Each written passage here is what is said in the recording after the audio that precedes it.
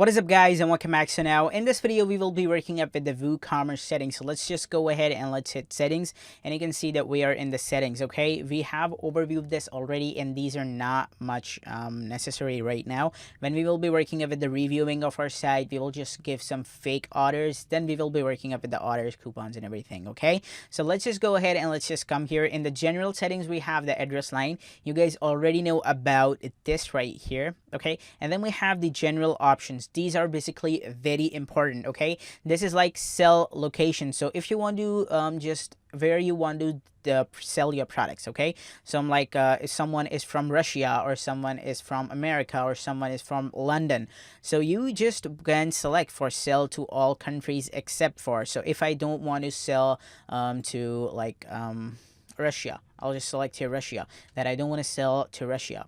Or if I don't want to sell in the America, I'll just select America.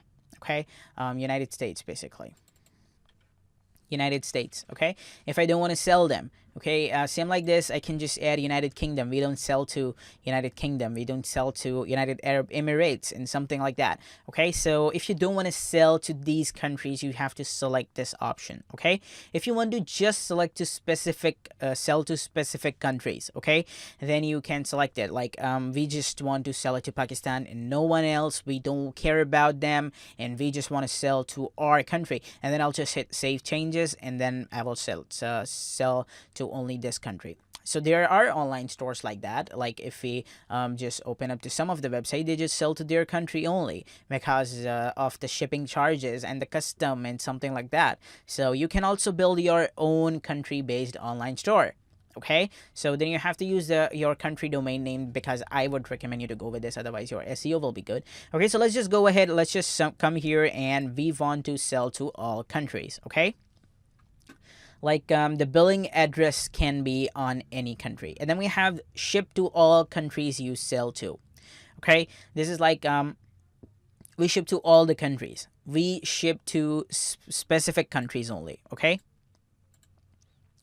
this is like ship to specific countries, so I can select it like we ship to, I can also select all, so you can see every country has been selected. Okay, and then if I want to remove any country, I can just remove it from here.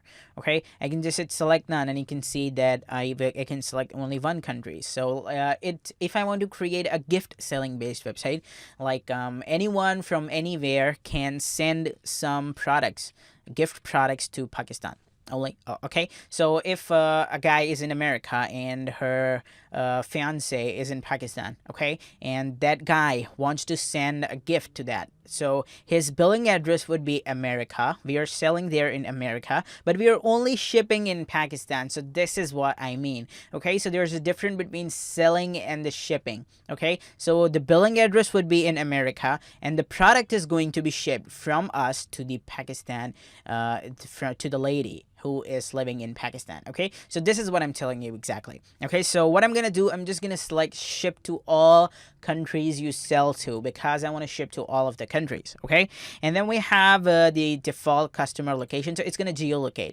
What is the meaning of this? It means that it is gonna get the IP. If we just go to what is my IP, okay, and then I go back, so what is my IP.com? Okay, then on my IP, on the basis of my IP, it's gonna grab my location. It's gonna grab my location. You can see this is coming like this. The country is this, and the ISP is this. Okay, so my country is this. So it's gonna grab the IP from the geolocation. Okay, it's gonna geolocate it, and then we have the enable taxes and the store notice.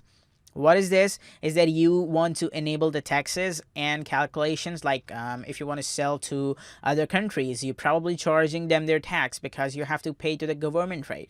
Okay, and if you want to add the price inclusive of tax, like you will add the price, you will just, so let's suppose that this is the price of my shirt, which is $25, and I am already charging them the tax. So if my actual price is 23.5, then I am charging 1.5 the tax. So this is costing me 25. So if you are already adding the tax in your products, then just do not check it. Okay, and if you want to the tax to be added, okay, automatically on the basis of price, on the basis of country and everything, then you have to select it, okay? So on selecting this, the tax will be added on the price and everything on the percentage basis, okay?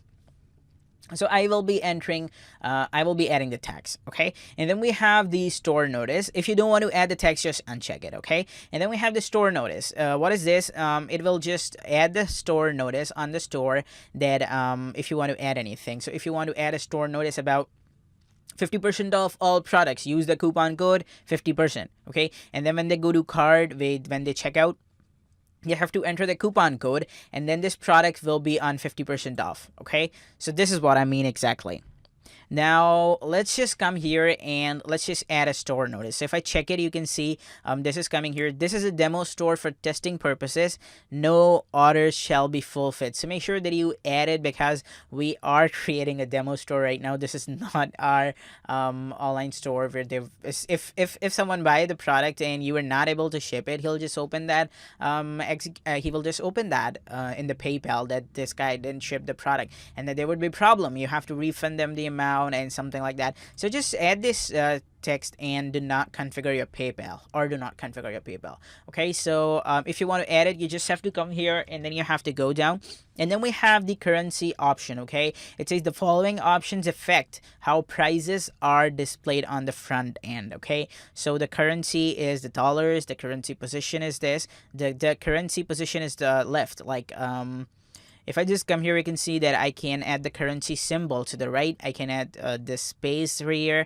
I can add the space here in the left section. So I'm just going to be going up with the left because I like this one. And then we have the 1,000 separators. So most countries, they use dot for 1,000 separators, okay? And for decimal, they use dot, comma for decimal, okay? So you can decide that for 1,000 separator, you have to use a comma, and for decimal separators, you have to use a dot or a full stop or a decimal. You can see this is what we call. And then we have the number of decimals, so it is 2 max. It will not go beyond that, okay? So let's just go ahead and let's hit save, and you can see that we're done with the general settings of our WooCommerce. So stay tuned, guys, and in the next video, we will be working up with the product setting.